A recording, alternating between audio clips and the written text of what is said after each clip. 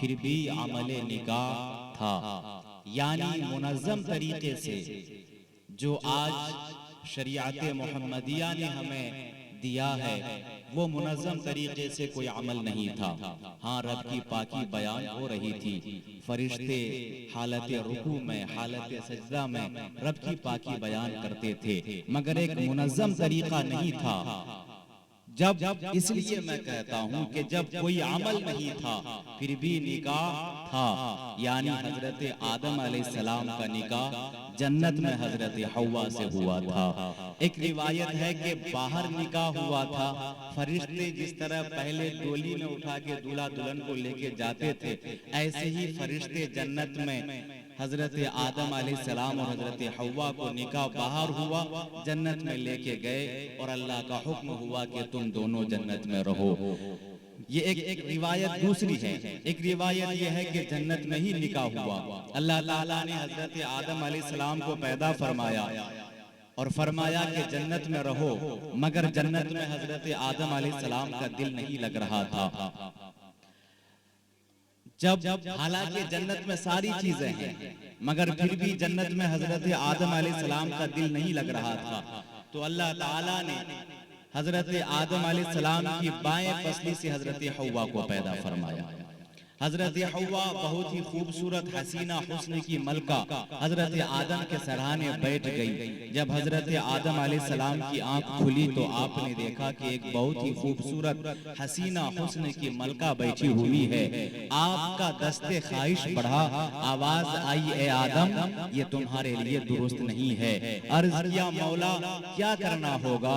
رب نے فرمایا آواز آئی اے آدم پہلے اس سے نکاح کرو، نکاح کرو۔ حضرت آدم علیہ السلام نے نکاح کر لیا، نکاح ہو گیا۔ اب حضرت آدم علیہ السلام کا دست طلب بڑھا، دست خواہش نہیں دست طلب بڑھا، آواز آئی اے آدم اب بھی تمہارے لیے درست نہیں ہے۔ عرض کیا مولا اب کیا چیز رہ گئی ہے؟ نکاح ہونا تھا ہو گیا، اب کیا چیز رہ گئی ہے؟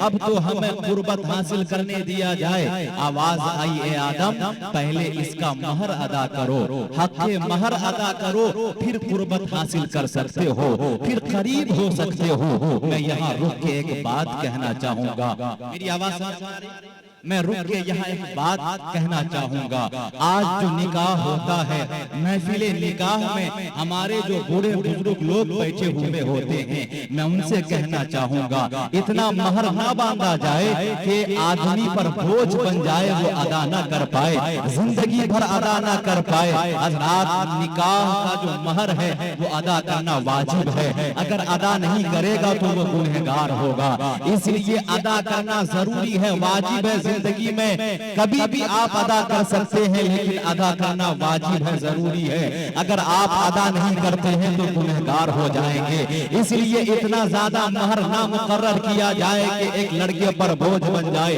آپ خود ہی اندازہ لگائیے، اگر آپ 8 لاکھ باندھ دیں گے یا 10 لاکھ باندھ دیں گے اور پھر کئی اشرفی آپ وہ رکھیں گے تو ایک لڑکا جو 400-500 دن میں کماتا ہو اسے گھر بھی دیکھنا ہوتا ہے اور بھی بہت سارے مسائل ہیں، ایسے وقت میں وہ پھر کیسے مہر ادا کر پائے گا؟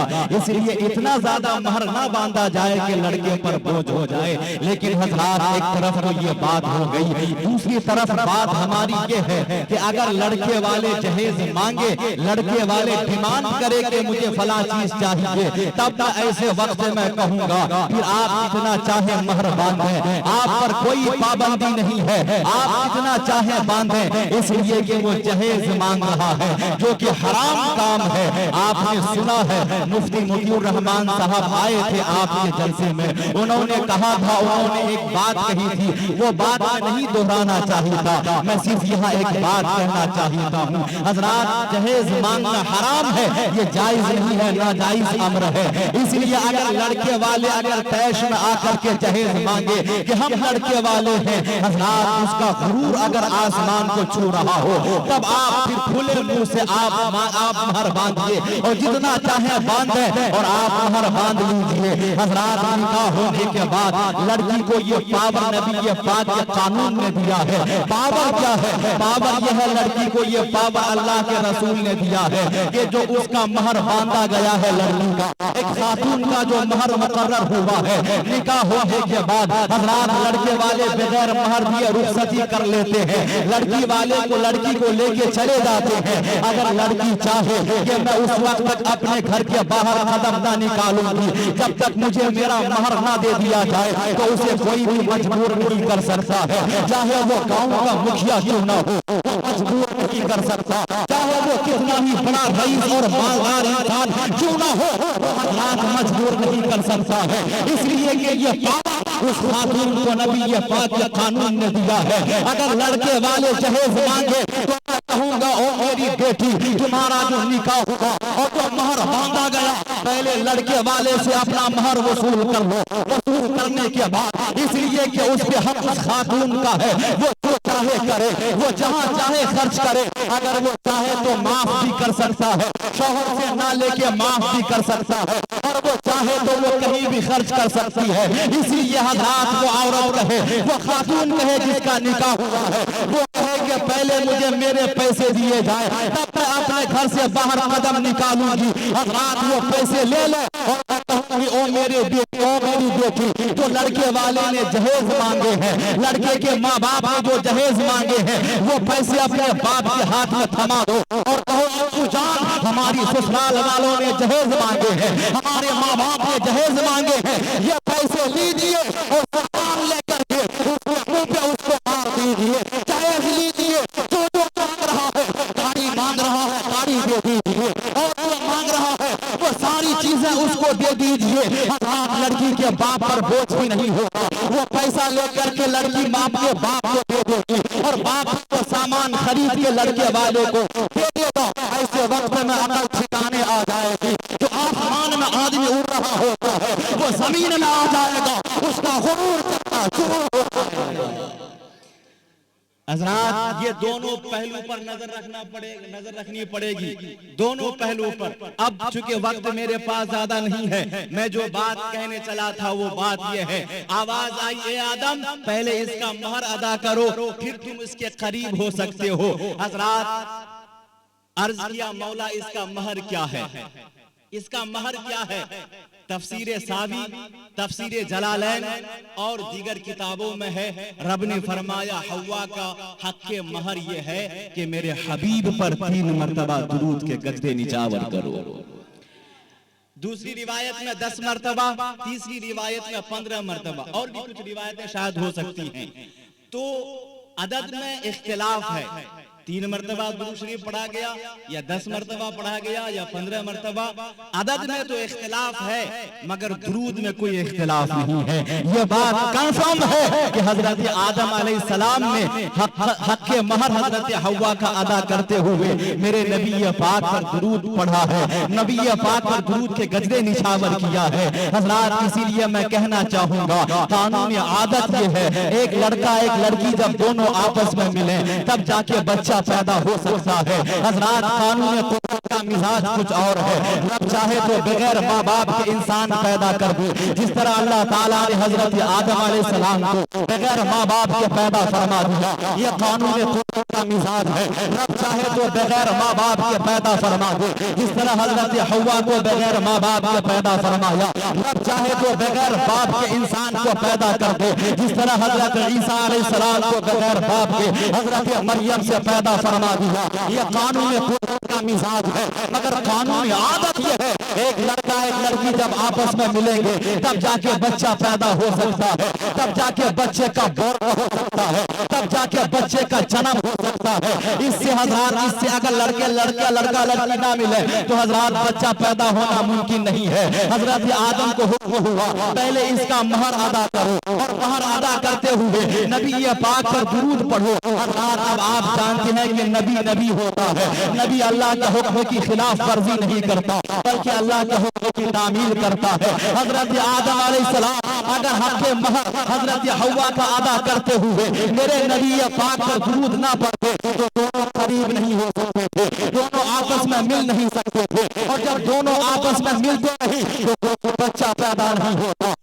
حضرت غلام نبی خوشگر پیدا نہیں ہوتے, ہم پیدا نہیں ہوتے, مفتی شاداب پیدا نہیں ہوتے, حضرت معراج پیدا نہیں ہوتے, حضرت اظہر پیدا نہیں ہوتے, آپ پیدا ہوتے, نہ کوئی ملا پیدا ہوا ہوتا, نہ کوئی سہارنپور کا بھانگ آیا ہوا مفتی پیدا ہوا ہوتا. جب اگر حضرت آدم علیہ السلام درود شریف نہ پڑھتے, حضرت حوا کا مہر ادا نہ کرتے, تو دونوں قریب ہی نہیں ہوتے, تو بچہ پیدا کیسے ہو سکتا تھا؟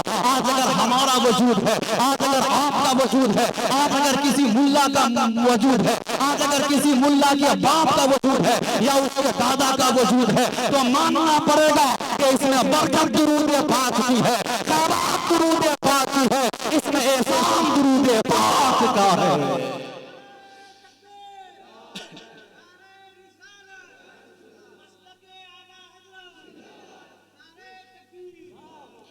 درود کی برکت سے ہم پیدا ہوئے.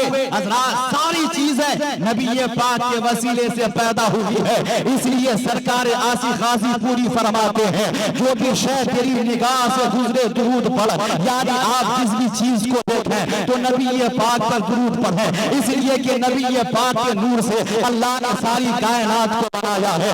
زمین مصطفیٰ کے نور سے بنی ہے, آسمان مصطفیٰ کے نور سے بنا ہے, سورج مصطفیٰ کے نور سے بنا ہے, حضرات شمس قمر مصطفیٰ کے نور سے بنے ہیں, ساری چیزیں مصطفیٰ کے نور سے بنی ہے, کائنات کا ذرہ ذرہ مصطفیٰ کے نور سے بنا ہے. آپ حضرات پہاڑ دیکھتے ہیں, اونچا پہاڑ, وہ بھی مصطفیٰ کے نور سے بنا ہے.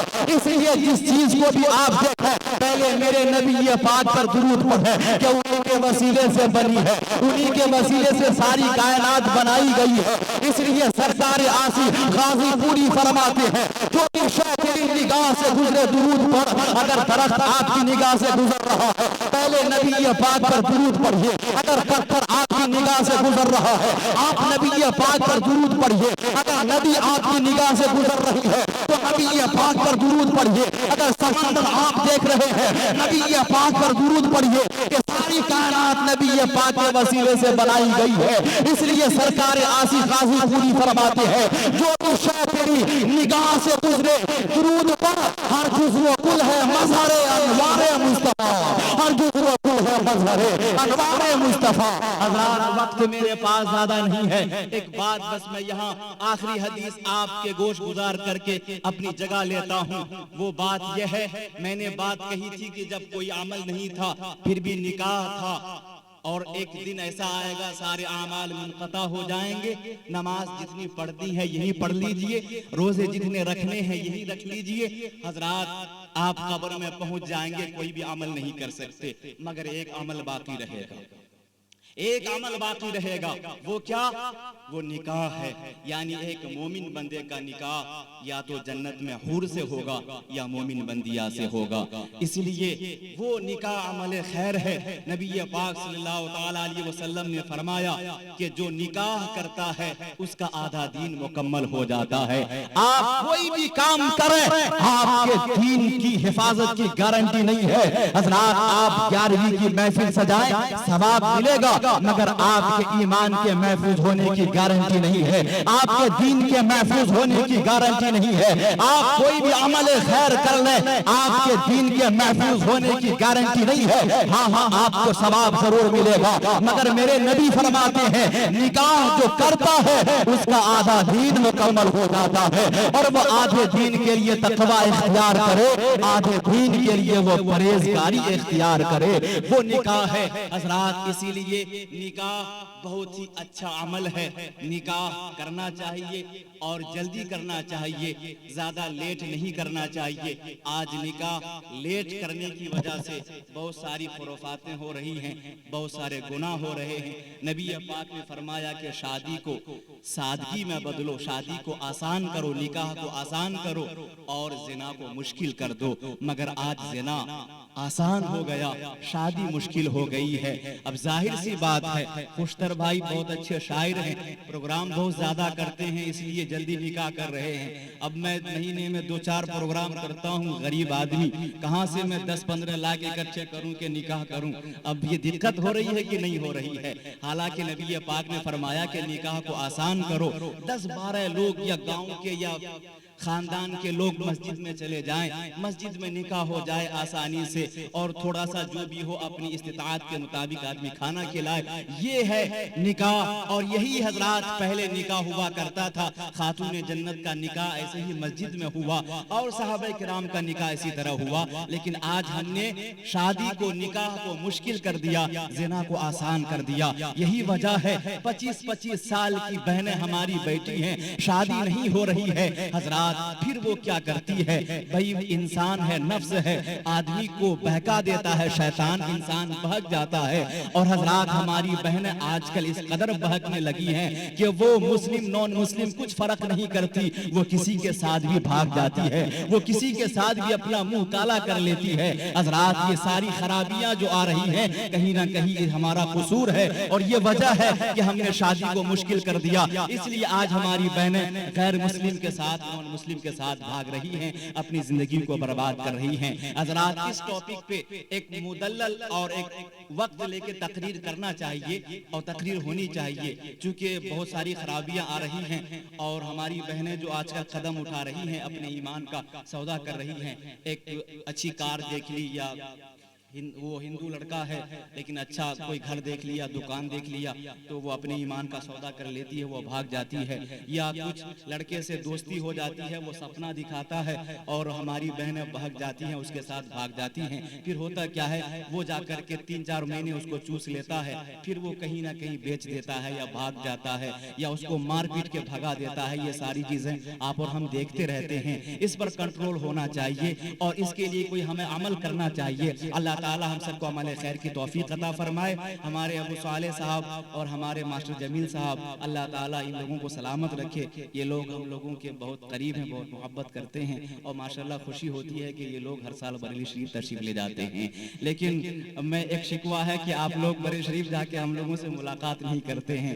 اب پھر یہ ہے کہ ہم لوگ بھی بزی رہتے ہیں، اس لیے ملاقات نہیں کر پاتے ہیں۔ اللہ تعالیٰ آپ سب کو سلامت رکھے، ہمارے سارے علماء کو سلامت رکھے۔ تھوڑا وقت میں نے زیادہ لے لیا، معذرت چاہوں گا۔ اللہ تعالیٰ ہمارے بولنے میں اور آپ کے سننے میں کوئی خامی کمی ہوئی ہو، آپ سب کو گواہ بنا کے میں توبہ کرتا ہوں۔ استغفر اللہ تعالی ربی من کل ذنب واتوب الیہ۔ سارے حضرات مل کے پڑھیں لا الہ الا اللہ محمد رسول اللہ۔ السلام علیکم۔